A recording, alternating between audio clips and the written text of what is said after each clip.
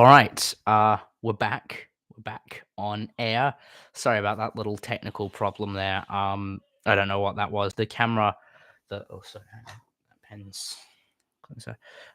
The camera that I use, the webcam there that I used, which had a nice little view from the top, it isn't quite cheap, so it hasn't really worked. I should probably just stop using it. I think this happened the last time I tried and did one of these streams. Well, we're here now, and I'm going to answer some questions that I think that you might have about the album, the Hugo Smith album, which, as I say, is coming out in 2 days, 11th of July. It's going to be available from midnight, 00 o'clock on the 11th of July. It's going to be out on iTunes, Apple Music, Spotify, and all the rest. Brought to you through the courtesy of DistroKid, which I must say is robbing me a fortune. So I sent myself a little email of questions that I came up with today that I thought that you might have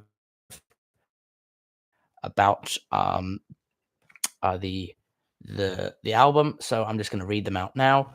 Sorry, I'm just getting this queued up here. 1 second. Left of the screen, and I'll move you to the right of the screen. All right, now everything is exactly where I want it. So the first question: who plays on it? Me. I'm the sole player, writer, everything on this album. For the last Brighton Beach album, there was 2 covers on it. They were both Paul McCartney covers, coincidentally. I didn't mean to do that, but that's what happened. So there was Every Night and Take It Away on Brighton Beach. Those are the 2 covers. But for this one, it's all me. Every single song, everything is me, except for one little thing that I borrowed. And I'm not going to say what it is. I'll see if you can find it. So that's who plays on it. What's the general layout of the album? So I like to think of the difference between this album and Brighton Beach is like Brighton Beach was like a full novel. It was made up of a bunch of chapters that, or songs, should I say that? Whilst the songs weren't necessarily connected in matter, they all had a very similar feel, and they contributed to each other, and they sort of drove the momentum of the album for the big climax of the 20-minute song. So everything was definitely related. But the thing about Brighton Beach was that it was just a bit. It was. I found that making the songs was very similar experience for me, and I always find that to be a little bit of a red flag. Whilst I'm still very happy with Brighton Beach. I mean, I gave it a listen the other day, and I still am happy with how it sounds. I just wanted to do something where every single song was completely different, or trying to be different. So this album I see as sort of like a collection of short stories with one story as the center. So for this album, the center story is going to be On a Holiday, which is the big song for this album. It's split up into individual songs. So there's 17 songs on the album, and about half the songs, I think 8 or 9, comprise the 20-minute or 30-minute song, and the rest of them are just unrelated. So it's like the big story of the On a Holiday thing, which literally just details my experience of going on a holiday, like getting on the plane, the jet lag, having a good day, and then realizing you want to go back home, and then you get home and it's nice. So that kind of functions as the big arc for the album. And then there's just a whole bunch of little extra stories or little songs around the album that I've just written throughout various periods in the 6 months. There was a couple things. I got a little line from there's a song called Dinner in the Diner. And whilst I do realize that Dinner in the Diner, Nothing Could Be Finer is a phrase from another song, I got it from this book. It was a line that I found in this book. He was talking about like a diner car or something. He said, "Dinner in the diner, nothing could be finer." And I didn't know that it was from a song. So I just wrote a little song from that. And so yeah, they're all just a bunch of little unrelated songs that sort of pepper the album. And so the third thing that I thought you might want to know, is there anyone else on it besides me? Again, no, it's just me. Unfortunately for some of you. What are the influences of this album? I couldn't really I couldn't really think of any off the top of my head. I'm gonna have to. I'll come back to that one later in the stream. I'm not gonna lie. I don't know why I wrote that one. I can't answer it. How would I describe the album? Yeah, as I say, it's sort of like a collection of short stories. Um, just like a little, yeah, just a little collection of short stories and a big story to go along with it. I'd say this album is much more casual than Brighton Beach. There's a lot more things that I've left in. Brighton Beach, whilst it was still what I wanted it to be, there was a couple things that I chose to leave out, or a couple sort of creative decisions that I chose not to make because I was thinking about how you, the audience, might react to it. And then I suddenly realized, I'll just do what I like and see how that goes for an album. Uh, so yeah, I like the first 8 songs on the album. There's Line, The Sun Is Shining Now, Dinner in the Diner, Popcorn, Black Cat, uh, Universe Song, and the God Fearing Blues. They were all just kind of little silly songs that I've made, and I decided to leave nothing out um, of what I wanted to do there, especially for the Universe Song. I wouldn't have put that in on Brighton Beach, but I just decided I liked it, and I left it in on this one. So hopefully that answers a little question there. Is there anything new that I've done on this album? Yes, there's one thing that I've done, and some of the more bat-eared of you or Shrek-eared of you might notice this. I've mixed some of the songs in Dolby Atmos.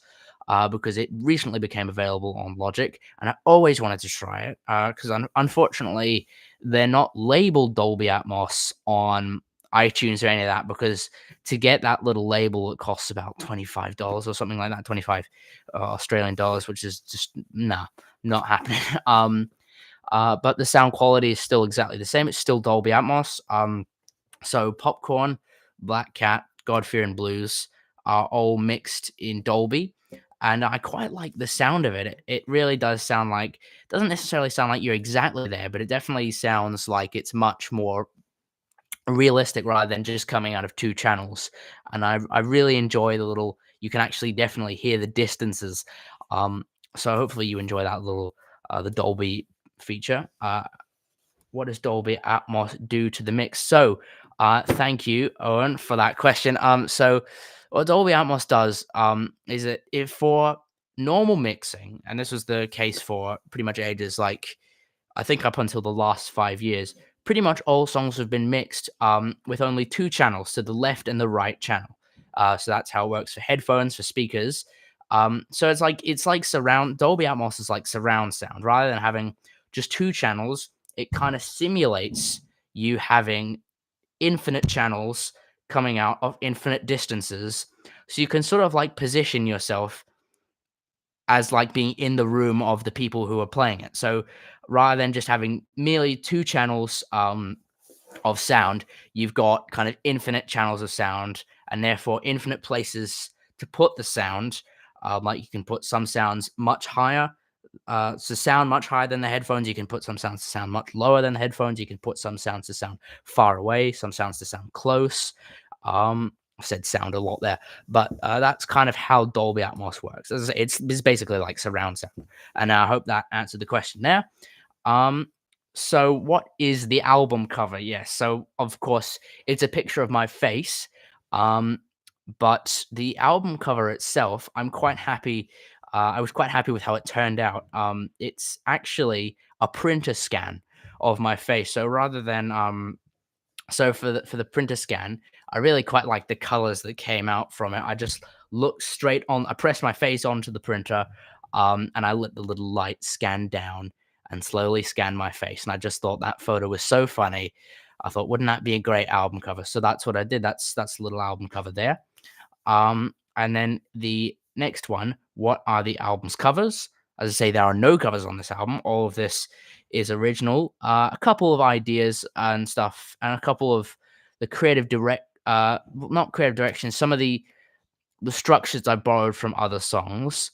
Um, and definitely the phrase "on a holiday" actually comes from a Brian Wilson song of the same name. They're not the same song, but I quite liked that title, "On a Holiday," and I thought, I should make like a whole big song called "On a Holiday" about going on a holiday, and that's what I did there. Is there any thing coming up for later in the channel? Well, yes, you're definitely gonna get some more new music before the end of the year on this channel. I don't know if any of my viewers have heard of the Avalanches, but I've been making a little sample-based album in the style of the Avalanches, and I was thinking of calling it Various Artists. Um, uh, so that's coming out soon. That'll be about 45 minutes worth of new music for you there. New music out of old music. It's that one's taken me quite a while to do, but that was just a fun little side project whenever I got bored with making this album. So that should be coming out towards the end of the year. And I don't know, depending on the distances between releases, I might also be putting "Rockin' Around the Christmas Tree" as an official release on iTunes and Spotify, etc. Because I was quite happy with that one, and I'm gonna try and release again to get some more popularity. Um, and so the last one that I thought you might want to know is: will I be doing any more live streams or making any more content about this album's release? And I can say yes, I will. I'll probably be doing another live stream going in detail, track by track on each of the songs on the Hugo Smith album. Um, so fully talking through the whole thing, kind of how I made them. I might be doing little breakdowns of the Logic sessions, etc. And there'll be a little album, like an official album track list announcement, like a trailer for the album coming out either tomorrow or on the day of the release. So yeah, you'll be getting a lot of new stuff from me throughout the year, and also I might be um, possibly doing a little re-release of One Up, either remastered in Dolby or with some extra tracks in honor of its 2-year anniversary, which has gone by unbelievably fast. Um, so I hope that's given you all that you wanted to know there. I'm certainly very happy with the release, and I hope you're going to enjoy it too. So again, it's going to be available on the 11th of July, 2 days from now. Available from the morning that you get up, no matter where you are in the world.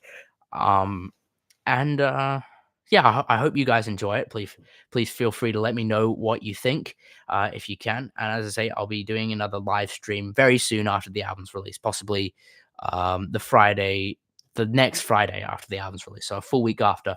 Um, all right. Until then, until I chat to you guys again. See ya. Bye. Um, yeah. Thanks.